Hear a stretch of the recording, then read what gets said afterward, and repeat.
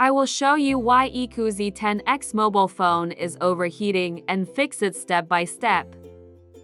Step 1. Use original charger. Step 2. Close background apps. Go to Settings. Click Apps. Then click on See All Apps. Turn off background data for unnecessary apps.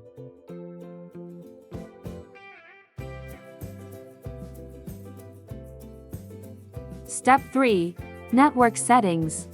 If not needed, turn off mobile data, Wi-Fi, Bluetooth, and location. Step 4. Brightness. Turn off auto brightness. Step 5. Cooling apps.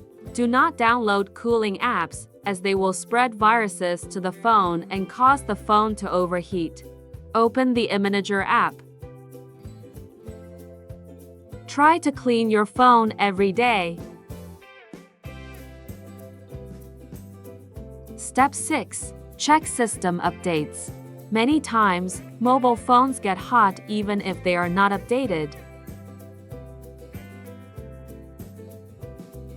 Step 7. Avoid using phone while charging. Don't play games or browse while charging, and don't leave data or Wi-Fi on.